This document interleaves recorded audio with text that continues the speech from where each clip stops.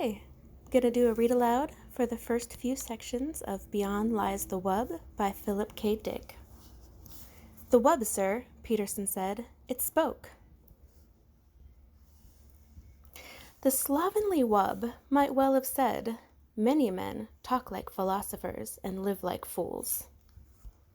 Part 1. They had almost finished with the loading. Outside stood the Optus, his arms folded, his face sunk in gloom. Captain Franco walked leisurely down the gangplank, grinning. "What's the matter?" he said. "You're getting paid for all this." The Optus said nothing. He turned away, collecting his robes. The captain put his boot on the hem of the robe. "Just a minute. Don't go off. I'm not finished." "Oh?" The Optus turned with dignity. "I am going back to the village." He looked toward the animals and the birds being driven up the gangplank into the spaceship. "I must organize new hunts." Franco lit a cigarette. "Why not? You people can go out into the veldt and track it all down again. But when we run out halfway between Mars and Earth..." The Optus went off, wordless. Franco joined the first mate at the bottom of the gangplank. "How's it coming?" he said. He looked at his watch. "We got a good bargain here." The mate glanced at him sourly. "How do you explain that?" "What's the matter with you? We need it more than they do." "I'll see you later, Captain." The mate threaded his way up the plank between the long-legged Martian go-birds into the ship. Franco watched him disappear. He was just starting up after him, up the plank toward the port, when he saw it. My God. He stood staring, his hands on his hips. Peterson was walking along the path, his face red, leading it by a string. "I'm sorry, Captain," he said, tugging at the string.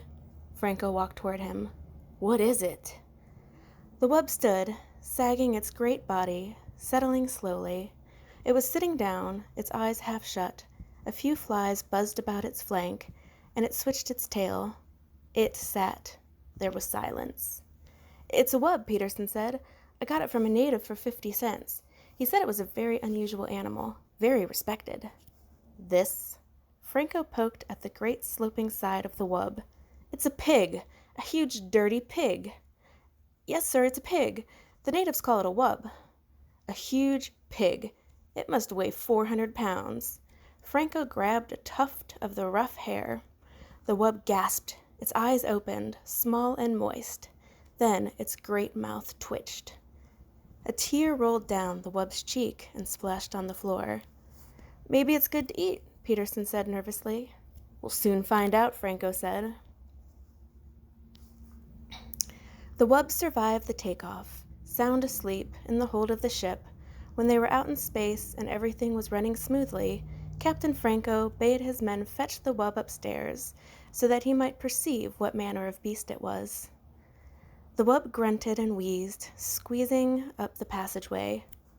"Come on," Jones grated, pulling at the rope. The wub twisted, rubbing its skin off on smooth chrome walls.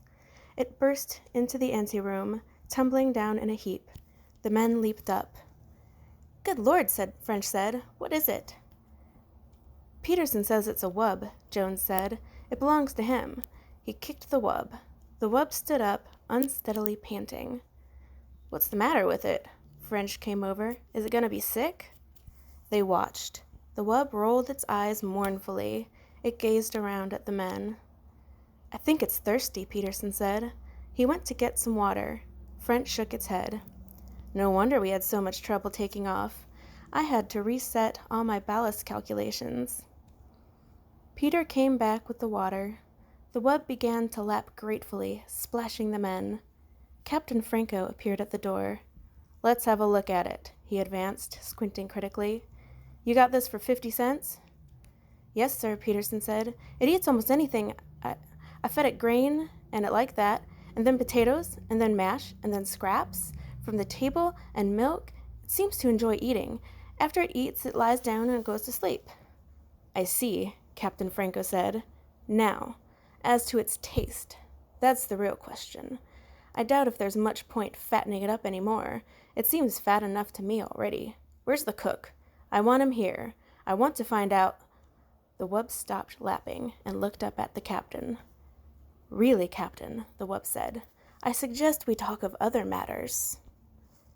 And that's the end of the first 3 sections. Thank you.